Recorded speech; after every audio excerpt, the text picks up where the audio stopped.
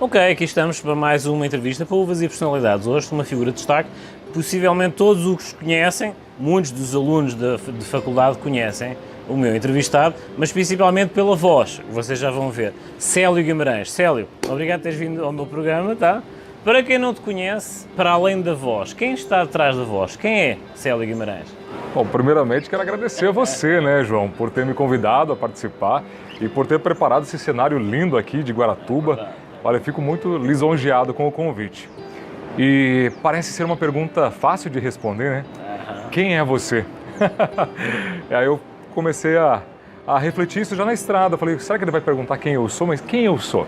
Então o Célio Guimarães, na verdade, é um rapaz, um menino que nasceu numa cidade do interior do Paraná, uma cidadezinha bem pequenininha, ficou órfão de pai aos 5 anos de idade, foi adotado aos 9 anos de idade por outra família, a qual me deu uma das coisas mais importantes que alguém pode dar para outra pessoa, que é a educação. Foi através da educação que essa família me deu que me trouxe até os dias atuais. E eu era para ser alguém da área de exatas, né? Eu adorava matemática, fazia eletrotécnica e a vida me levou para a área da comunicação. Por conta da voz, né? Começou a mudar e tal, as pessoas começaram a me incentivar a entrar em rádio, acabei me tornando locutor de rádio, acabei me tornando comunicador e também tive uma virada de chave também que eu fui para a política. Então a comunicação me levou também para a política, então eu permeio nessas áreas, né? Política, comunicação, desde então. Formado em administração de empresas com ênfase em marketing, jornalista por profissão, chargista uma época, tive jornal, enfim, eu fui uma série de coisas. Então podemos dizer que a nível de comunicação, exatamente, podemos dizer que foste um canivete suíço de marketing, ou seja, tu és uma imagem de marca, tu és um rótulo. De toda essa transformação, de toda essa evolução, nós passámos por este período típico, tá? Mas é assim, mesmo não te vendo, ou a gente vendo o Célio ocasionalmente nas formaturas, quando foram autorizadas, já te conheciam pela voz. Como é aguentar toda essa estrutura de canivete suíço, chamamos assim, tá? De formação, dos eventos, vir o período atípico? Como é que foi lutar, chamamos assim, ou readaptar-te perante as contratações, perante as chamadas que tinham a nível profissional e perante a visibilidade que tu não tiveste tanto de acordo com este período? Como é que foi essa readaptação? Bom, foi muito difícil, né? Foi um período assim para todo mundo. Eu digo que para todo mundo foi difícil, mas para a área de eventos foi muito sacrificante, assim, porque as pessoas, no dia 16 de março de 2020 parou tudo. E nós fomos os primeiros a parar e os últimos a voltar. Para minha sorte, né, coisas que algumas pessoas da nossa área não tiveram, é que eu estava na Paraná Educativa como locutor do Estado, concursado na época. Então eu ainda tinha esse trabalho. Mas eventos acabou tudo, então não tinha mais perspectiva. Ficava naquela, agora vai voltar, e não voltava. E a coisa começou a se estender e começou a preocupar, né? Porque as contas chegando e o meu maior, né, o volume de trabalho é da área de eventos, né? Sou mestre de cerimônia, sou celebrante de casamentos também e não tinha mais nada. Então foi muito difícil, assim, até para a gente se readaptar. Aí na época de pandemia, a gente inventou algumas coisas para tentar fazer, para tentar vender. Não foi fácil. Assim como na área, né, gastronômica, que eu sei que você também atua, foi muito difícil. Muitas pessoas tiveram que fechar os seus restaurantes, tiveram que se reinventar.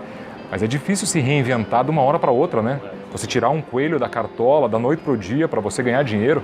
Você sabe que o negócio ele não se ganha dinheiro da noite para o dia. Você tem que ter um período, né, de maturação do negócio para você poder ganhar dinheiro. Então, a sorte também que eu tinha um imóvel que acabei vendendo e acabei acabou me sustentando um período, mas vou te falar que foi uma aventura. Uma aventura, muito grande. Isso nos ensinou muitas coisas. Era aí que eu ia chegar agora. Sim, esse ensinamento ou essa estrutura educacional ou de formação, tu achas que foi uma mais-valia, no teu caso, para aguentares essa transformação? Eu digo transformação, talvez reinvenção, porque tu não te transformaste, tu reinventaste, correto? Tu achas que a formação te ajudou a ter essa capacidade de ter essa esperança e ter essa visão de vai ser passageiro, vai ser passageiro? Achas que te ajudou nessa perspectiva? Ajuda, mas eu acho que mais ajudou mesmo foi a questão psicológica. A minha esposa é psicóloga, então ela me ajuda muito nessa questão psicológica, porque não é fácil você estar numa carreira como mestre de cerimônias, né, ter uma agenda cheia de eventos. E aí, do nada, acabar tudo isso, se você não tiver um preparo psicológico, digo mais até que a educação nesse caso, você não, às vezes não consegue enfrentar. A tal formação.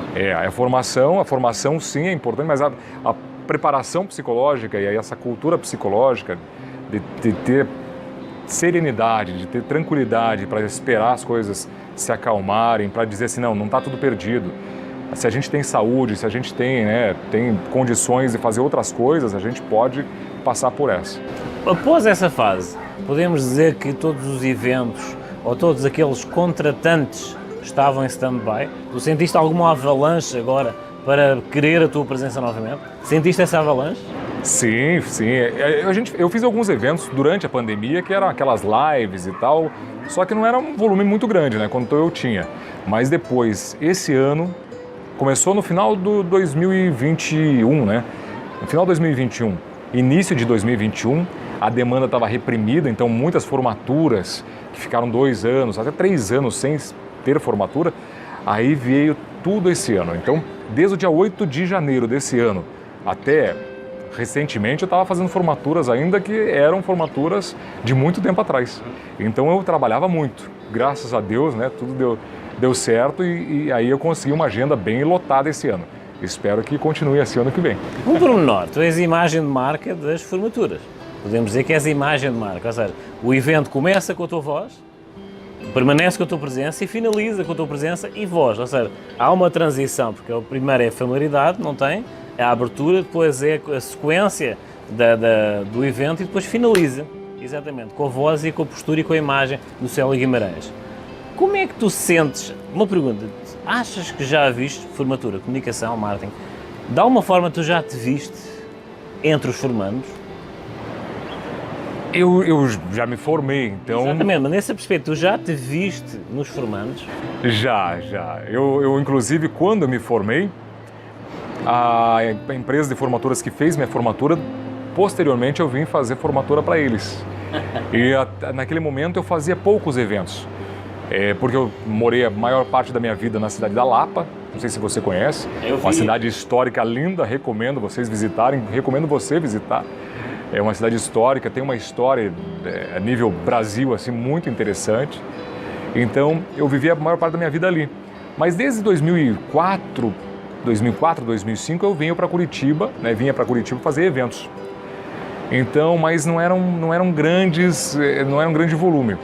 Então eu tinha alguma experiência, mas me formar ali e ver outra pessoa atuando na minha formatura foi especial. Célio, agora vamos ver a uva. Já tivemos a ver o rótulo, tá? Agora vamos ver a uva. Quem era o Célio antes de ser visualizado? Quem era a uva Célio? Tu já sabemos que tínhamos uma formação, tá? Então tens comunicação, marketing, empresarial, gosta do cálculo, matemática, etc. Mas é assim, o gene do Célio é polivalente, aparentemente. A tua parte é chegar à frente e seres visto. Mas houve uma transição. Quem era o Célio antes dessa transição de dizer, não, tu vais para a frente da turma para seres visto? Antes dessa transição, quem era o Célio? Eras um envergonhado? Quem era o Célio? O Célio era um rapaz envergonhado. Não entre amigos, assim, não era tão envergonhado, mas na frente das pessoas eu era. Eu era um pouco gago, inclusive. Eu tinha problema de dicção, inclusive, até hoje eu tenho que fazer exercícios, porque eu já tive que cortar 2 vezes o freio da língua. O freno da língua eu tive que cortar. Então para mim foi ser locutor não é uma coisa que estava no meu radar. O tom de voz foi um escudo? O tom de voz que foi o diferencial.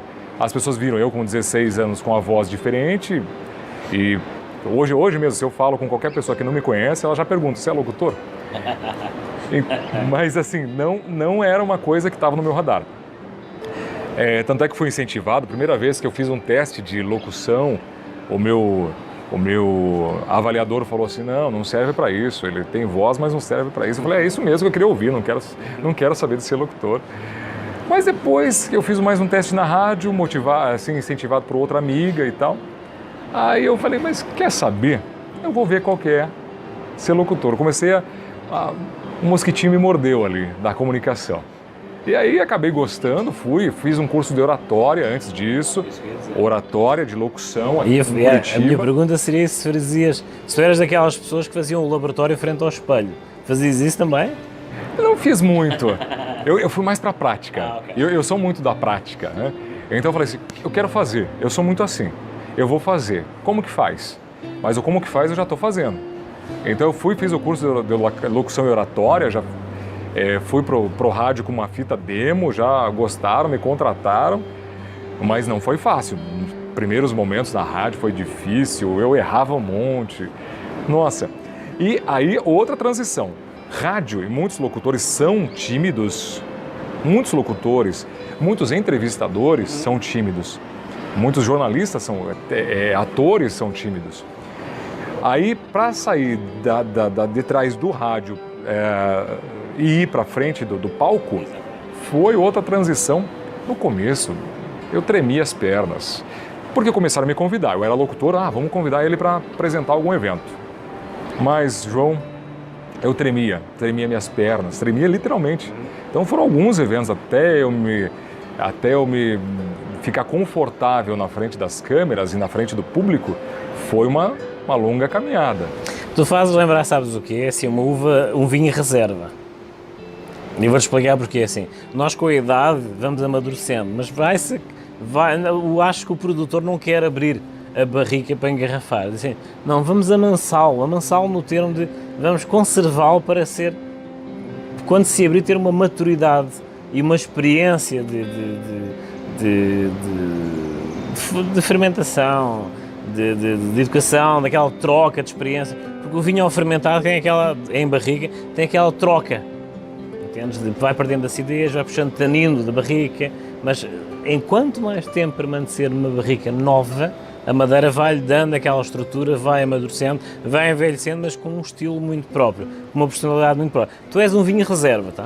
O vinho reserva é assim, e quando tu dizes que foste o porta-voz da faculdade que te formou para apresentar os formandos seguintes, tu és aquela uva, tá, que é a referência de um país que vai servir para maturar para ser um bom e grande reserva. Portanto, assim, eu não sei estipular a tua uva, porque assim, tu és uma estrutura e uma fase da maturação do vinho que não é para abrir agora. Mas o que tu, de facto, estás a dizer, era tímido, mas depois avancei, aventurei-me, mas a voz, ou seja, tens a personalidade de uma uva que te puxou para a frente, mas a maturação da tua área profissional com todas essas experiências académicas, letras, ciências, ou seja, tu tens uma equação que é melhor ir, de alguma forma, ir maturando e envelhecendo, no caso, tendo uma personalidade mais forte e sendo o rótulo que tu já és. Portanto, é um vinho reserva. Eu não te sei exemplificar a uva, só dizer que assim, é uma uva que representa uma vinícola, uma uva de destaque, podia ser uma Malbec argentina,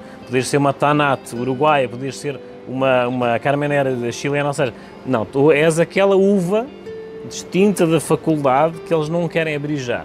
Não, servir de exemplo, é a uva que atingiu o apogeu naquela área de formação, mas agora deixa maturar, porque vais ser aparentemente sempre o reserva daquela vinícola que te formou a priori, correto?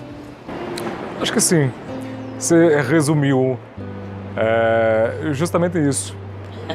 Porque como eu fui aproveitando oportunidades, então, mas nunca perdendo aquela essência, mas aproveitando as oportunidades. Porque minha vida nunca foi fácil, né? Desde a infância nunca foi fácil. Então eu fui sempre aproveitando as oportunidades. E eu acho que isso, não sei se eu já cheguei a a maturidade talvez total não. Exatamente. Eu vou mais um pouquinho. Não vais abrir a garrafa já, não? Eu acho que não vou abrir a garrafa mais um pouquinho. Vamos amadurecer, vamos assim. Quanto mais velho, melhor, né? Ou seja, geralmente a gente diz como o vinho do Porto, quanto mais velho, melhor. Mas sendo uma uva de referência de uma vinícola, chamemos vinícola barra a faculdade que te formou, eu acho que vamos ficar por aí para um vinho reserva, mas bem maturado, e convém ser aberto mais tarde.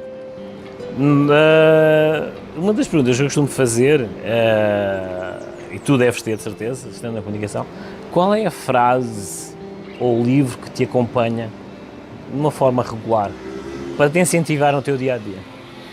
Uma frase? Uma frase de uma pensadora, uma frase de um livro, um texto, um livro. Eu acho que é aproveite bem o seu tempo, porque a gente nunca sabe quanto tempo a gente tem. Então acho que aproveitar o tempo e aproveitar para fazer as coisas. Você não vai fazer sempre o que você gosta, né? Para você fazer o que você gosta, muitas vezes tem que fazer o que você não gosta, mas aproveitar o tempo. Eu acho que é isso, que a gente não sabe o dia de amanhã, então aproveitar da melhor forma possível. Se virem a cronologia do tempo em si, o vinho está guardado, mas o tempo vai passando, mas ficou parado ali, mas vai estruturando, vai estruturando. Se a tua vida fosse um livro, que título teria? O poder do microfoco. Eu sou um especialista em generalidades, né? Porque eu fiz eletrotécnica, eu fiz administração com ênfase em marketing, acabei me tornando jornalista por profissão, fiz pós-graduação em gestão pública, vereador, mestre de cerimônias, celebrante de casamentos, né? Empresário, tive uma agência de comunicação, tive jornal. Então assim, mas eu já passei em 2 concursos públicos, um federal e um estadual, fui funcionário da Caixa Econômica Federal, funcionário do Estado, agora com a Paraná Educativa. Só que eu ficava pensando assim, peraí, mas eu não tenho um foco. Pelo contrário, eu tenho microfocos. Podemos dizer que és uma centelha? Eu digo que é aquilo que eu falo assim, eu quero fazer isso agora, eu consigo fazer. Eu vou fazer isso, aí eu consigo fazer. O problema é a demora que eu tenho em focar, é um processo. Mas se eu falar, não, eu vou fazer isso, aí eu vou me dedicar. Então eu não tenho um foco único, por exemplo, tem pessoas que nascem, falam assim, eu quero fazer medicina, já com 10 anos de idade. E aí, né, conseguem fazer, enfim, e se tornam grandes médicos, né, a vida toda naquele mesmo fio condutor. E eu, pelas dificuldades, aproveitar oportunidades, precisar muitas vezes da questão financeira, então você não tem tempo para você parar para pensar o que você quer fazer, isso é um problema. Mas quando eu falo, não, eu quero fazer isso agora, eu vou lá e faço. Quero fazer isso agora, vou lá e faço. Então esse microfoco, acredito que eu tenha. Não tenho um foco único, tenho microfocos. Talvez seja um bom título. É este o Brasil que eu vejo lá fora, tá? É assim, o Brasil é leve, a oportunidade que eles têm de educação e formação. Tem um naipe, uma paleta de cores, como eu costumo dizer, para fazer um quadro independente. Formado em exatas, formado em letras, formado em marketing, gestão de empresas. É um quadro, é uma paleta de cores onde, de alguma forma, de acordo com a inspiração ou foco que ele tenha, ele cria uma obra. Para finalizar, sem voz, um comum mortal, quando te conhece pela primeira vez, o que é que ele vai ler nos teus olhos? Esse é um cara legal. Um cara legal. Leve, com formação e fluido. É verdade.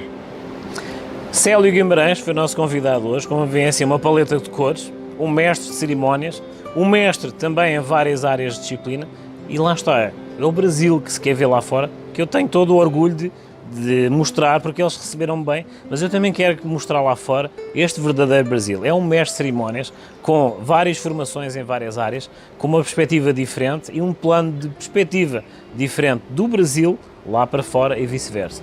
Célio, obrigado por teres vindo ao meu programa, tá? Considerações finais? Não? Obrigado, agradeço, parabenizo você por mostrar o que há de bom no Brasil. Isso é importante. A gente tem muita notícia ruim, né? E principalmente entre nós, a gente acaba divulgando muita notícia ruim.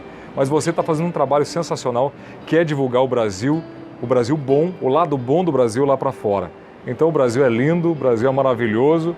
Venham para cá, venham conhecer, porque vale a pena, assim como o João transmite essas imagens maravilhosas, né? Personalidades, pessoas aqui que estão sempre também abertas a receber os turistas e as pessoas que porventura vierem visitar o nosso país. E que acreditam no Brasil. E que acreditam no Brasil, assim como nós, né? Pois é, então. Célia, obrigado, tá? Vamos fazer um pequeno intervalo e voltamos já já.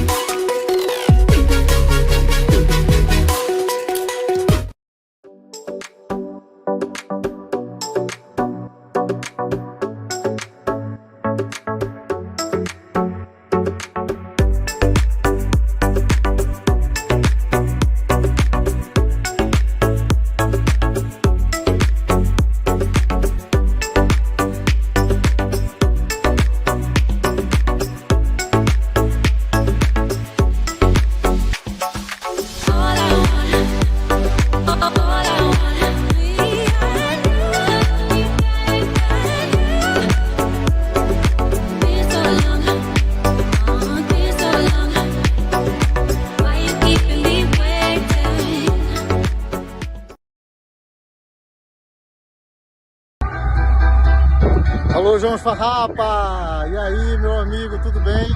Estamos aqui falando, ó, direto do Aquiraz, Ceará, sediando a última etapa do circuito brasileiro de kitesurf. Para nós é um imenso prazer aqui do Hotel Dom Pedro Laguna fazer esse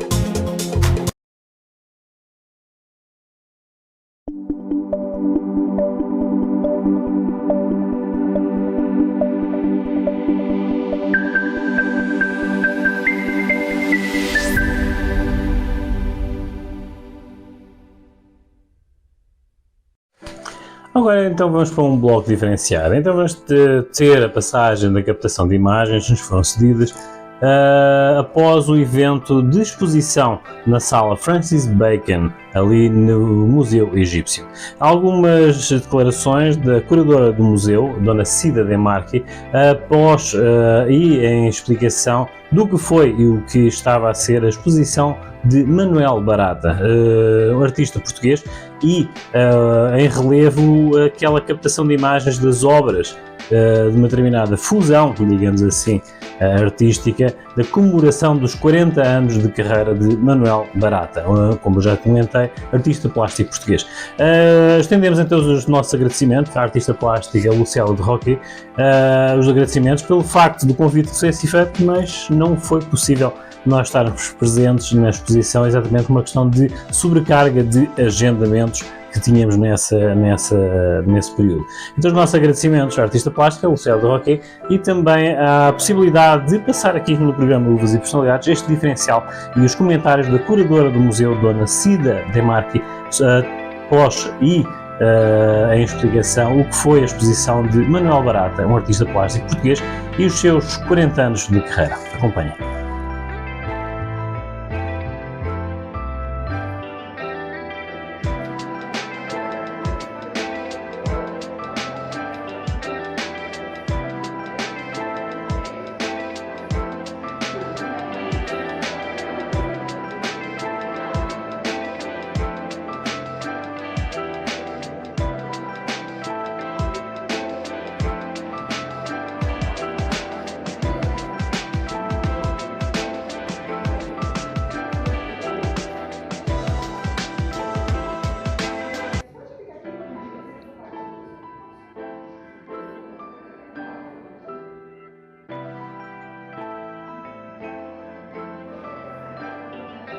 Olá, eu sou Cida Demarchi, sou fotógrafa e curadora de arte e estou trazendo para o Museu Egípcio Rosa Cruz, na sala Francis Bacon, uma exposição de um artista português, Manuel Barata, que está comemorando os 40 anos de carreira, trazendo uma série com 25 obras,